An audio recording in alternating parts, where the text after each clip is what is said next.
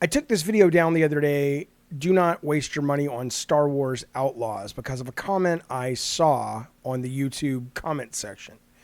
People are like, oh, Ubisoft got to you. Disney got to you. I'm like, do you know who you're talking to? Come on now. No, it was a comment. It was a relatively benign comment, but the comment and my subsequent actions in dealing with the comment led me to see two absolutely fascinating aspects of video game design in 2024 that I think are just utter crap. And I think a lot of you, no offense, have allowed to take hold and fester and metastasize into what is just shitty design, in my opinion. As a 53-year-old, I get it. Times change.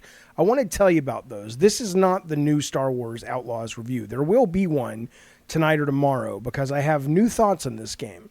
I shouldn't, because what I'm going to tell you in this video is like, this video should have stayed up in a lot of ways. And I'll put it back up just so you see what it was. Because it's not my fucking fault. It's y'all's fault. Well, it's the designer's fault, but it's their fault because you let them get away with it. Here was what the comment was. The game gets better if you just stick with it, Jaffe. I think in my review, I made it clear I had played about 3.5, 4 hours of the game, and that was enough for me to make a take on this thing. And someone says, stick with it and it gets better. Well, I didn't decide to stick with it and it gets better because I wanted to so much as I was like, you know what? I want to finally make a video on that. I hear that all the time in games. I hear it with Death Stranding, and I hear it with Red Dead Redemption 2. I hear it with this. I hear it with that. It is a common refrain when gamers are trying to defend a game, and maybe rightly so, that a game does get better if you stick with it, right? So that was the reason I stuck with it, because I wanted to make a video to talk about that experience. Well, something funny happened on the way to sticking with it, in that I really started to like the game, and not even for the reason you think. It's not that it gets better when you stick with it. It's that you are able to recognize the other stupid thing that gamers have allowed designers to get away with. And in that, once you recognize it, the game does indeed get better. Okay, so here's what happened. None of this game is good in the individual parts. There is better shooting, better platforming, better exploration, better ship flying. It does not do better stealthing. It does not do one single thing better than any other game out there at all. And I could live with that for the first couple of hours I was playing it because it was Star Wars and it was open world. And the one thing this game does really, really well is it does immerse you, especially if you love classic Star Wars like I do. I don't know if the new generation, Gen Z, gives a fuck about Star Wars anymore. But my generation, a little older, a little younger, came up with this stuff. And this is in the classic era of classic Star Wars. And it's delightful, and it totally lets you feel like you're living in that world. So I love that part about it, right? But I tend to dislike stealth. I don't mind stealth, and this, it's not about, oh, the game is stealth. It's not about that. There is that. That'll be in the review.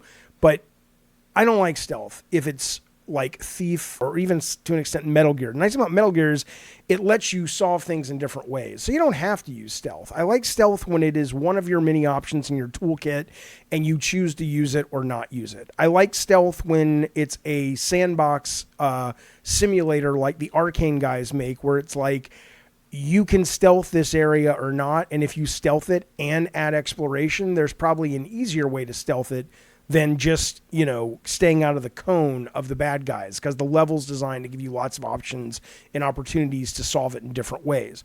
But as a pure, hey, it's time to do stealth, can't stand it, okay? So this game has terrible stealth, and there are 2 to 4 early missions that take your weapons away for the most part and say, you can't use your blaster, it's just stealth time. Time to be a stealth game, which is so antiquated, but whatever.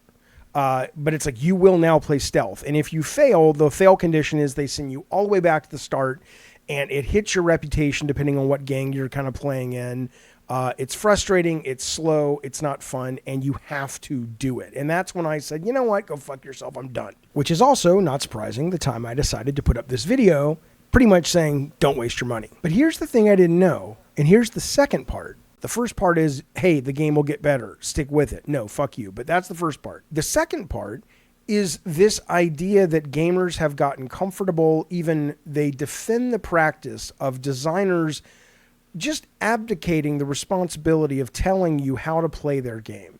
And they go, you know what, let Google take care of it. Let your friends on the internet take care of it. Now, there's a difference when Miyazaki does it with the Souls games, to an extent. Miyazaki says, look, it's not in the marketing, but it may as well be. I'm not going to tell you a lot of this stuff. I want you to work with the community to figure it out. Okay. He gets a pass. That's sort of built into the DNA of those kind of games. But this and a lot of other games do this. So in this game, I'm stealthing, and I do not realize that this little Nyx character, her little whatever, gremlin thing, I realize that you can hit the LB button and you can distract people with it. And that's all I realize, right? I don't realize until I stick with it long enough that I just stumble upon it like an idiot, that if you hold the LB button down and kind of, scan around the environment, you'll get all these hotspots that Nyx is capable of affecting. And sometimes it's distracting someone, sometimes it's attacking, sometimes it's stealing something. Go knock that down. Sometimes it's sabotaging electronics. Sometimes it's turning power on and off. There's lots of things that you can do with this character. Wreck that terminal next. And if you don't use those mechanics while you're trying to stealth, I'm assuming it's possible, but it's very frustrating and hard at best. And at worst, it is paint drying, boring. And it feels like you're playing Metal Gear Solid circa 1996. That's how ancient this feels if you aren't using the mechanics that the game never teaches you. There's no nuance to it. There's no unique mechanics to it. You just have to stay out of the cone of sight. And it is slow and dull. Well, the fact that these mechanics exist, and I'm not saying that maybe they didn't pop up in a little quick readable thing. The only place I could find it is if you go here.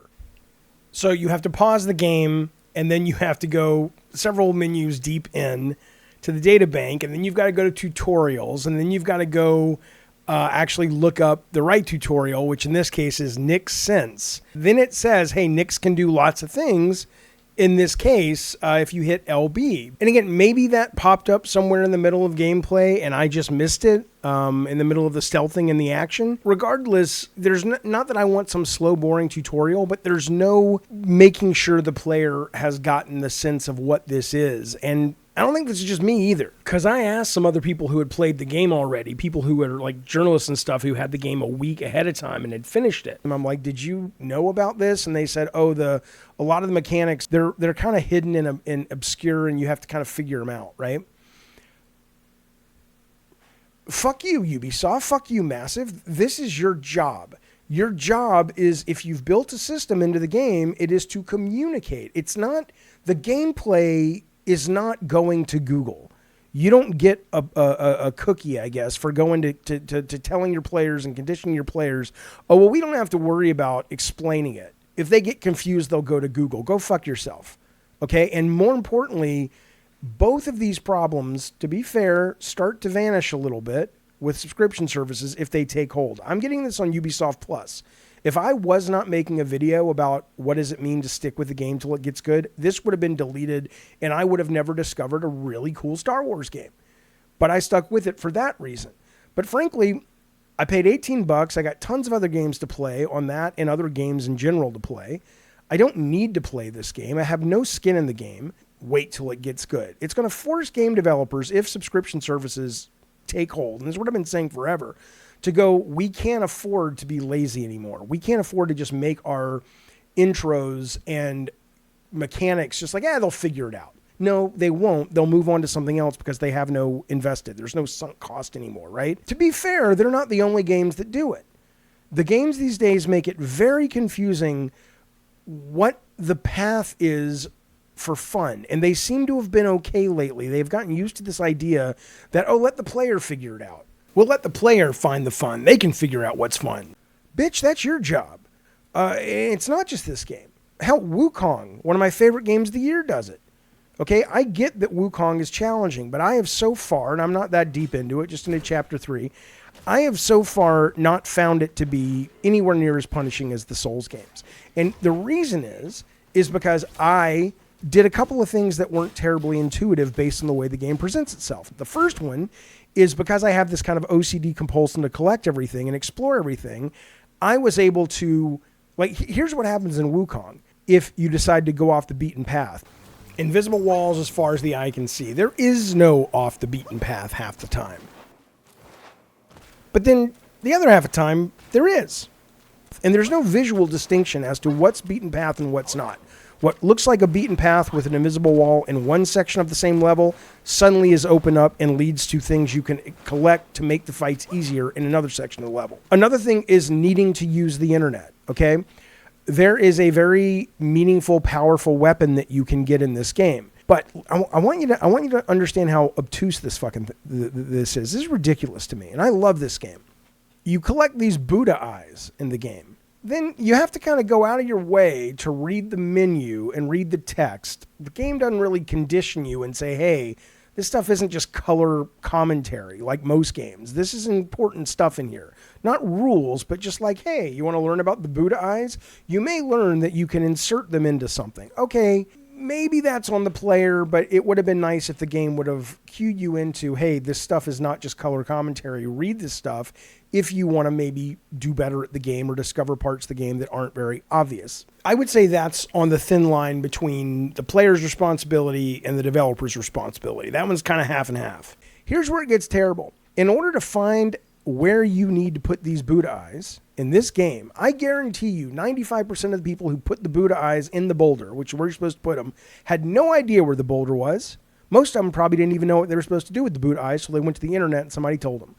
But then, even though you know you got to put them somewhere, I guarantee you 95% of the people had no fucking clue where the boulder was. Because not only does it just look like everything else in the level, but you've got to go all the way around to a very specific hotspot and then press the button, and it's like, oh, hey, that's where I'm supposed to do it. And I'm like, okay, it's okay if that's a secret. But then the question is, what kind of game is this? Is the main path of this game meant to be really hard? And yeah, we're going to put in some easy things for players if they're just go out of their way to explore, but that's not what we expect 95% of the players to do. Okay, that's fine.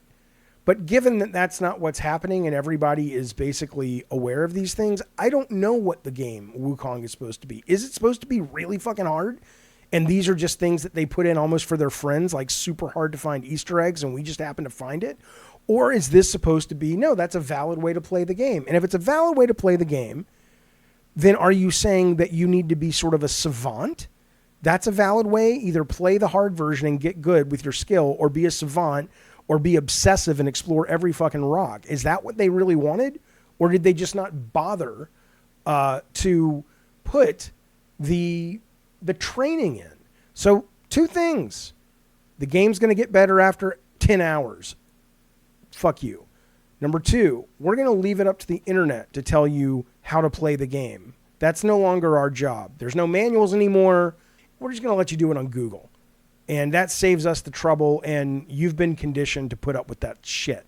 The game got better. The person in the comment section was right. I think it's really fun now. I don't know if I'll finish it.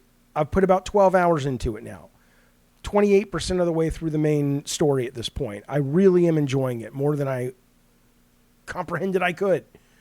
But it took me stumbling upon mechanics and how they work that the game doesn't present, and it took me being willing to stick with it only because I was going to make a video. Neither of those things are acceptable. And if they are acceptable for you, then no offense, but shame on you, because you're making games in 2024 worse than they need to be, because you're giving these developers a pass to be lazy and not do their job well.